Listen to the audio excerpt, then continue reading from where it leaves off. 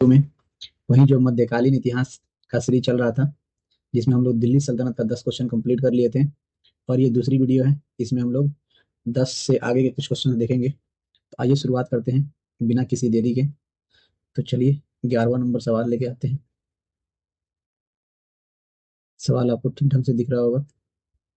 बोला कि दिल्ली का वह प्रथम सुल्तान कौन था जिसने नियमित सिक्के जारी किए तथा दिल्ली को अपने साम्राज्य की राजधानी घोषित किया। तो ये तो आपको पहले ही पता चल गया था कि दिल्ली को अपने साम्राज्य की राजधानी कौन घोषित करेगा, इल्तुतमिश। और वहीं शुद्ध अरबी सिक्का भी जारी करेगा। और उस समय दो तरह के सिक्के चला चला करते थे, चांदी का टंका और तांबे का चीतल। ठीक है। तो इस समय सिक्का जारी करने वाला शासक और दिल्ली को अपना राजधानी बनाने वाला शासक कौन होगा, इल्तुतमिश। तो अपना ऑप्शन नंबर बी सही होगा। ठीक है। 12 नंबर सवाल। सॉरी।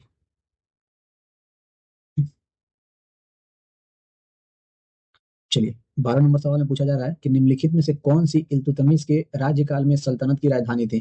तो सेम सवाल है, रिपीटेड क्वेश्चन है ये भी। तो कौन सा आंसर हो जाएगा अपना, डी नंबर। अरे यार, मैं भूल जा रहा हूँ कि पेन भी हमको सिलेक्ट करना है। D number. डी नंबर अपना आंसर हो जाएगा। 2 नंबर मतलब 12 नंबर का क्वेश्चन नंबर 13। एक मिनट, चलिए। 13 नंबर अपना सवाल है, सल्तनत के निम्नलिखित सुल्तानों में से किसने सर्वप्रथम अपनी राजधानी दिल्ली स्थानांतरित की। तो वही अपना रिपीटेड क्वेश्चन है, पहले वाला। तो हो जाएगा इल्तुतमिश, ऑप्शन नंबर सी। फिर अगला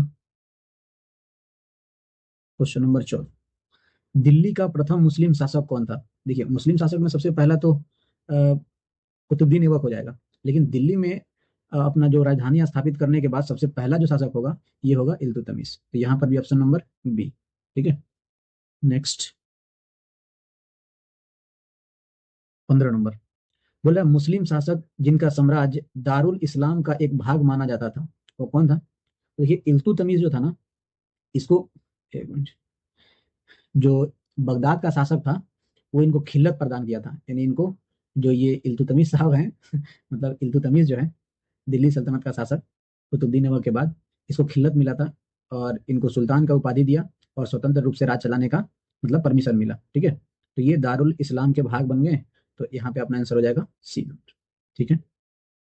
चलिए, क्वेश्चन नंबर 16, गुलाम का गुलाम किसे कहा गया। देखिए, गुलाम का गुलाम, तो सबसे पहले मोहम्मद गोरी का गुलाम था कुतुबुद्दीन ऐबक, और उसका गुलाम कौन था, इल्तुतमिश। तो गुलाम का गुलाम कौन हुआ बताइए, इल्तुतमिश, ऑप्शन नंबर डी। ठीक है। चलिए, क्वेश्चन नंबर 17, निम्नलिखित में से कौन इल्तुतमिश का प्रतिद्वंदी नहीं था। तो देखिए, यलदौज, एक मिनट, हाँ, यलदौज ये गजनी वाले इलाका में, नसीरुद्दीन कुबाचा सिंध वाले इलाका में, और अली मर्दान लखनौती वाले इलाका में थे। इनको तीनों आदमी से इल्तुतमिश को बहुत ज्यादा प्रतिद्वंदता झेलना पड़ता था। लेकिन मलिक अल्तुनिया जो पंजाब पंजाब के इलाके में था, इससे इसको कोई दिक्कत नहीं था। इसके समय में दिक्कत होगा किसको, रजिया सुल्तान को। तो यहाँ पे अपना आंसर हो जाएगा डी नंबर, क्योंकि मलिक अल्तुनिया से इनको कोई प्रतिद्वंदता नहीं थी। ठीक है। नेक्स्ट सवाल, 18 नंबर सवाल है अपना, कि निम्नलिखित में से कौन मध्यकालीन भारत की प्रथम महिला शासिका थी। सॉरी। तो सबसे पहला शासक कुतुबुद्दीन ऐबक, उसके बाद इल्तुतमिश, और उसके बाद रुकनुद्दीन फिरोज शाह कुछ समय के लिए राजा बना जबरदस्ती। लेकिन जनता के सपोर्ट से ना सबसे पहले बनवा मतलब महिला शासिका बनाया गया रजिया सुल्तान को। ठीक है। तो यहाँ पे सबसे पहली महिला शासिका कौन हो जाएगी, Razia Sultan, option number A. ठीक है। इसको जनता के सपोर्ट से वहां का राजा बनाया गया। लेकिन जो रुकनुद्दीन फिरोज शाह था, वो जबरदस्ती इल्तुतमिश के बाद राजा बन गया था। ठीक है। अगला सवाल, 19 नंबर, मंगोल आक्रमणकारी चंगेज खान भारत के उत्तर पश्चिम सीमा पर निम्न में से किसके काल में आया था। तो ये आया था इल्तुतमिश के समय में। पेन चल रहा है, ठीक है। तो पूछ रहा है किसके समय में आया था, तो इल्तुतमिश के समय में आया था। और ख्वारिज्म का जो शाह था ना, उसका बेटा था जलालुद्दीन मंगबरनी। वह भाग गया था इल्तुतमिश से सपोर्ट लेने के लिए, मतलब चंगेज खान से बचने के लिए इल्तुतमिश से सपोर्ट लेने के लिए आया था जलालुद्दीन मंगबरनी। लेकिन इल्तुतमिश ने उसको कोई सपोर्ट नहीं दिया और उसे छोड़ दिया, जिसके कारण चंगेज खान भारत पर आक्रमण नहीं किया, मतलब इल्तुतमिश के साम्राज्य पे आक्रमण नहीं किया। तो यहाँ पर अपना आंसर हो जाएगा इल्तुतमिश। ठीक है। नेक्स्ट,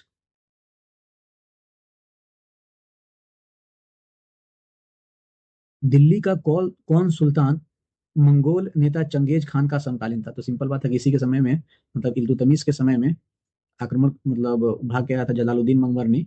तो इसका समकालीन कौन हो जाएगा? इल्तुतमिश। ठीक है। और ध्यान रखिएगा, जो चंगेज खान है ये चाइना के ऊपर, रसिया और चाइना और ये दोनों के बीच में एक मंगोलिया जगह है, वहां पे ये लोग खाना बदोश जीवन जी रहे थे। धीरे धीरे करते ये अपना सेना वना बना लिया। ये 11वीं क्लास में आप पढ़े होंगे। और फिर उसके बाद से ये बहुत ही खतरनाक, मतलब एक शासक बन गया उस इलाके का। वहां के लोग इसका पूजा भी करते हैं। ठीक है, चंगेज खान। ठीक है, तो इसका आंसर हो जाएगा इल्तुतमिश। अगला सवाल, क्वेश्चन नंबर 20। किसके शासनकाल में मंगोल प्रथम बार सिंधु के तट पर देखे गए? तो वही सवाल है, इल्तुतमिश के समय में इन्हीं को, मतलब इल्तुतमिश के समय में मंगवरनी को पीछा करते हुए यहाँ तक पहुंचे थे। ठीक, चलिए नेक्स्ट।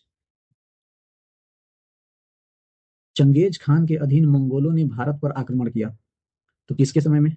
बलबन के समय में, फिरोज शाह तुगलक के, कि इल्तुतमिश के, कि मोहम्मद बिन तुगलक के समय में?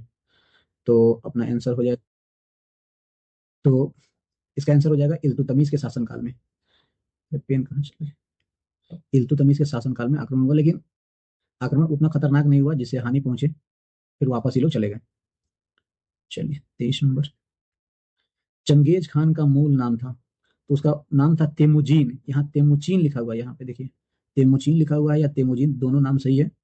इसका नाम तेमुजीन था। बाद में ये चंगेज खान का उपाधि ले लिया था। रियल में ये मुसलमान नहीं था। चंगेज खान नाम सुनकर आप समझ रहे होंगे कि ये मुसलमान होगा, लेकिन मुसलमान था नहीं। बाद में इसने चंगेज खान की उपाधि लिया था। ठीक है, तो इसका नाम है तेमुचीन या तेमुजीन। ठीक है, चलिए नेक्स्ट। बोला निम्नलिखित कथनों पर विचार कीजिए कि इल्तुतमिश के शासनकाल में चंगेज खान भगौड़े ख्वारिज में युवराज की खोज में सिंधु नदी तक पहुंचा था। तो ये बात बिल्कुल सही है, ये पहला लाइन ही सही है। मोहम्मद बिन तुगलक के समय, एक मिनट थोड़ा सा जूम कर लेते हैं इसको, तो एक नंबर हमारा सही है। 2 नंबर में बोला कि मोहम्मद बिन तुगलक के शासनकाल में तैमूर ने मुल्तान पर अधिकार किया और सिंधु नदी पर सिंधु नदी पार की। ठीक है, तो यहाँ पे तैमूर लंग जो था ना, तैमूर आया था नसरुद्दीन महमूद के समय में, तो ये बात आपका गलत है। फिर विजयनगर साम्राज्य के देवराय द्वितीय के शासनकाल में वास्को दा गामा केरल के तट पर पहुंचे नहीं। इस समय आए थे अब्दुल रजाक, और वास्को द गामा या वास्को डिगामा जिसको हम लोग बोलते हैं, ये आए थे 1498 में। ठीक है, तो ये भी आंसर गलत। 1 नंबर आंसर अपना सही है। ठीक, क्वेश्चन नंबर 25। इल्तुतमिश ने बिहार में अपना प्रथम सूबेदार नियुक्त किया था, किसको नियुक्त किया था? तो मलिक जानी को। मलिक जानी कहाँ पे है? तो यहाँ पे ऑप्शन नंबर डी है।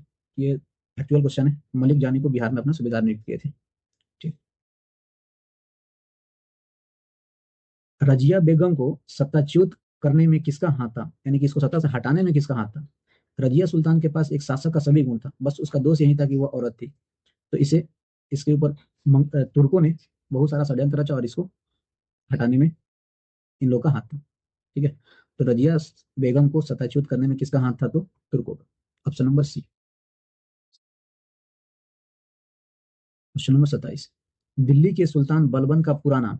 तो गयासुद्दीन बलबन था इसका पूरा नाम। एक मिनट पे, गयासुद्दीन बलबन। ऑप्शन नंबर सी।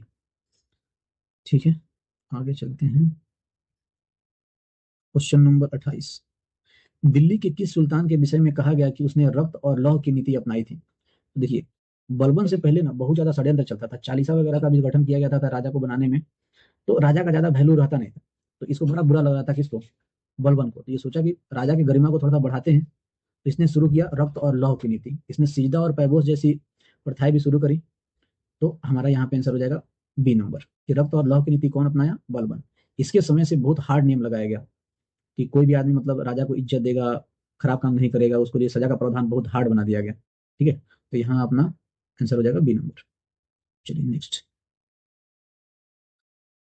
किस दिल्ली सुल्तान ने रक्त एवं लौह की नीति अपनाई? पिछले का क्वेश्चन है, तो यहाँ आप क्या ऑप्शन मारिएगा? Option number B, Balban. Same सवाल दे दिए हैं। देखिए यूपी पीसीएस का ये सब क्वेश्चन है। ठीक है, बोला नीचे दो वक्तव्य दिए गए हैं। ठीक है, एक को कथन और दूसरे को कारण आर कहा गया है। बलबन ने अपने शासन को शक्तिशाली बनाया और सारी सत्ता अपने हाथ में केंद्रित कर ली। तो बात सही है कि कहाँ से आएगा तीर? ठीक है, 1 नंबर सही है कि सत्ता को बहुत ज्यादा पावरफुल बना दिया, नियम कानून बहुत कठोर लागू कर दिए और सारा पावर अपने हाथ में ले लिया। ठीक है, जो चालीसा की सहायता से राज चलता था ना, वो खत्म कर देगा ये, क्योंकि ये भी उसी चालीसा का पार्ट हुआ करता था। तो ये देखता था कि कैसे षड्यंत्र हो रहा है, ये क्या करेगा, उसको खत्म कर देगा और सारा पावर अपने हाथ में ले लेगा। वह उत्तर पश्चिम सीमा को मंगोल आक्रमण से सुरक्षित करना चाहता था। तो ये भी बात सही है, दोनों बात बिल्कुल सही। तो ए और आर दोनों सही है। कौन नंबर एक क्वेश्चन ऑप्शन हो जाएगा अपना, ऑप्शन नंबर ए और आर दोनों सही है, किंतु ए की समुचित व्याख्या आर नहीं। तो बी नंबर अपना आंसर सही है, ए और आर दोनों सही है। ठीक है, और क्वेश्चन है, देखते हैं नेक्स्ट।